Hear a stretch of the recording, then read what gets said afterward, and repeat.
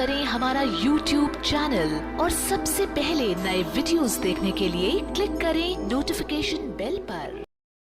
सम्मानित साथियों, मैं संजय दास उर्फ महाप्रज्ञा आपका स्वागत करता हूं SSB blog and social work में।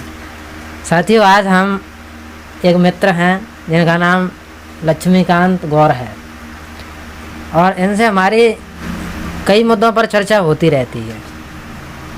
तो एक बार हम बैठे थे और इनसे बात कर रहे थे, तो एक प्रश्न इन्होंने हमसे किया, तो इसका हम जवाब दे रहे हैं, ना कि इनसे जवाब पूछ रहे हैं।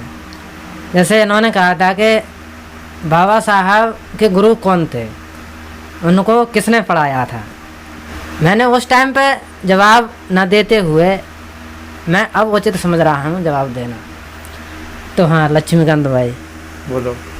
बाबा साहब जी के गुरु जहाँ तक बाबा साहब मानते थे,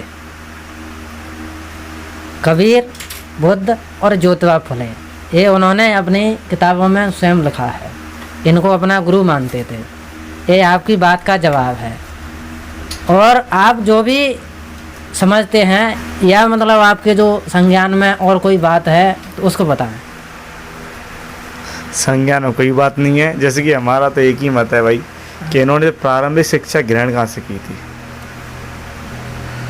ये आपका प्रश्न है मेरे से। पहली बात तो यह है कि पत्रकार मतलब जवाब पूछते हैं, लेकिन आप ऐसे पहले व्यक्ति हैं जिनका मैं जवाब दे रहा हूँ, क्योंकि बाबा साहब ने शिक्षा ग्रहण इसलिए की थी क्योंकि जब अंग्रेज़ भारत में आए तो अंग्रेज़ों ने भारत में सभी वर्गों के लिए शिक्षा के दरवाजे खोले, अन्य वर्गों के लिए केवल ब्राह्मण वर्ग को छोड़ करके किसी के पास शिक्षा प्राप्त करने का कोई अधिकार नहीं था।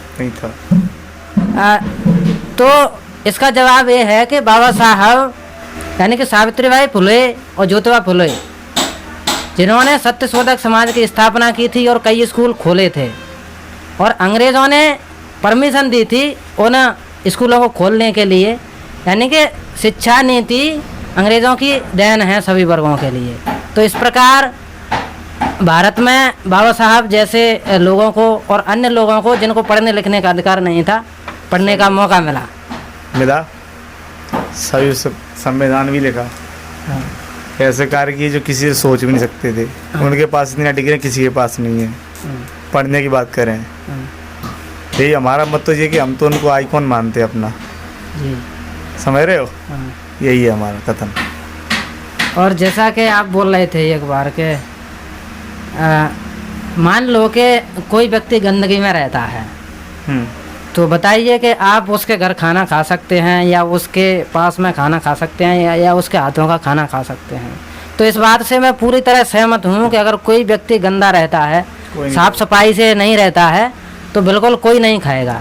लेकिन सबसे बड़ी बात यह है कि जो शोषित वर्ग हैं, वंचित वर्ग हैं, चाहे SC हो, ST हो या OBC हो, इन सभी को ही अछूत कैटेगरी में रखा गया था भारतीय संविधान लागू होने से पहले। ये है, किसी को ज़्यादा नीचा रखा गया, किसी को थोड़ा ऊंचा रखा गया, उस हिसाब से कार्य के बंटवारे किए गए थे। तो जिस व्यक्ति को गंदगी का ही काम दे दिया गया हो तो वह गंदगी में रहना स्वाभाविक है। शिक्षा से वंचित कर देना तो स्वाभाविक है कि उसकी आदत में आ जाता है। तो अब धीरे धीरे उसमें सुधार हो रहा है। ऐसा नहीं है कि सभी लोग ऐसा करते हैं, लेकिन उसमें अब सुधार हो रहा है। तो इस बारे में आप क्या बोलेंगे? अब देखो, जिनकी जो बात है, जैसे कि जो बात तुमने पूछी है कि वंचित कर दे, सिर्फ एक समाज को तो किया नहीं था, ना जाने कितनों को किया। किसी ने किसने किया, कुछ किसी को नहीं पता है। हाँ बिल्कुल पता है ना। किसने किया? आप आखिर एक व्यक्ति का नाम तो ले नहीं सकते इसमें? नहीं ले सकते हैं ना। किसका नाम बताओ, किसने किया? एक मनु नाम के ऋषि थे, उन्होंने यह वंचन शुरू किया था। ठीक है, अभी उस दौर की बात छोड़ो, अभी बता सकते हो अभी किसने किया? जब अपन से अंग्रेज आए उस टाइम पे किसने किया? क्यों, देखो, अगर आप मनु ऋषि को मानने, वो कितना उनका पुराना, कितने पुराने हैं वो लगभग होंगे 184 ईस्वी पूर्व की लगभग बात है ये। ठीक है। उसके बाद में मनुस्मृति लिखी गई। बौद्ध कब का है? बौद्ध धर्म लगभग 2600 वर्ष पूरा हुआ उससे ही है। पहले का हो गया हिसाब से, हाँ। तो हो गया। हाँ। पर उस टाइम पे भी तो ये सारी व्यवस्था थी, पर उस टाइम पे क्यों नहीं था? इस टाइम, उस टाइम पे वंचित रहते थे, सिर्फ राज घराने वाले लोगों को ही पढ़ने का हक था और किसी को नहीं था। ये नहीं है कि सिर्फ ब्राह्मण ही शिक्षा ग्रहण करें, ब्राह्मण तो एक बाद में रीति चली आई है, उससे पहले से देख लेना, कहीं पे भी देख लेना, राज धर्म के लोग ही पढ़ते थे, उससे पहले कोई नहीं पढ़ता था। हाँ। होता था, बताओ। और बात रही गंदगी की, तो देखो गंदगी से हमारा मतलब ये है, स्वच्छता का ये है कि गंदगी दो तरीके से रहती है। एक रहता है कार्य, हाँ। जो व्यक्ति को करना पड़ता है, गंदा हो स्वच्छ हो। अब घर की साफ सफाई करते हैं, गंदगी साफ करते हैं, उसको गंदा नहीं बोलते। एक तो व्यक्तिगत कार्य हो गया, एक कार्य हो गया।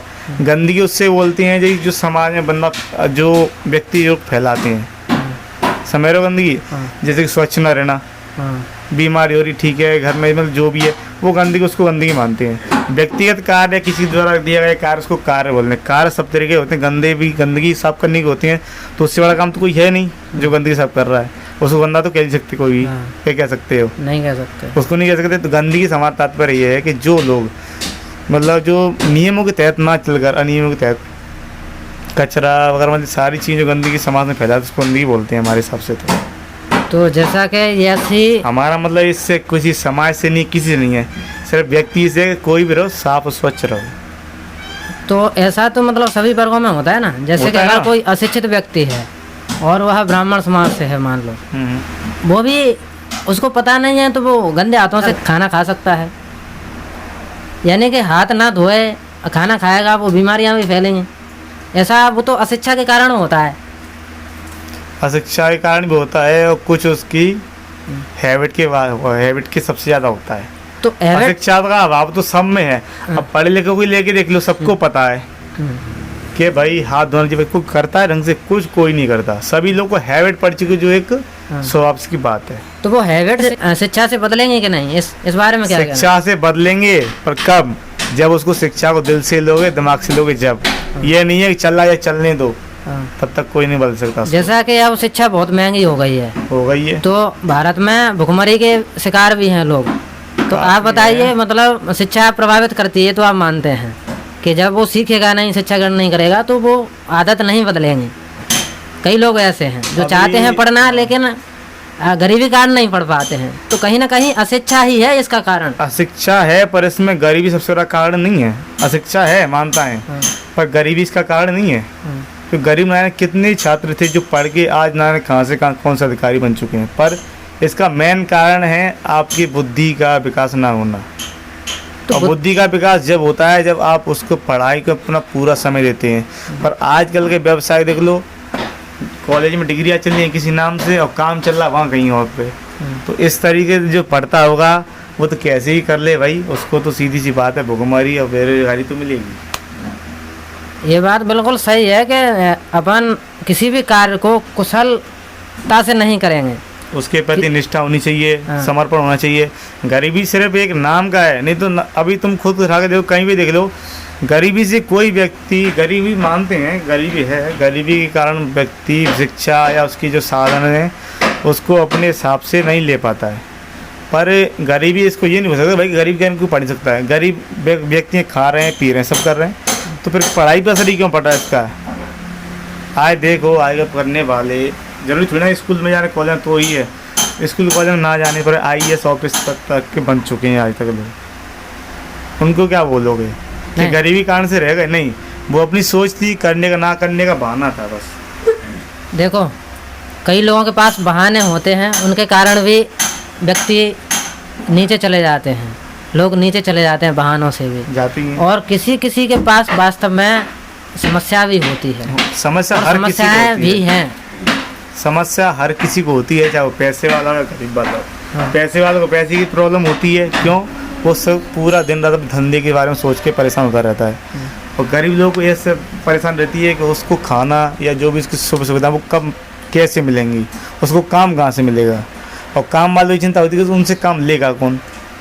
तो उससे साइकिल लेंगे जो सब चलता रहता है, कितने व्यंग या बात कर दो, क्योंकि जब तक समाज खुद से या जो व्यक्ति दो कोई भी सफाई या कोई भी काम होता है तो घर से शुरू होता है।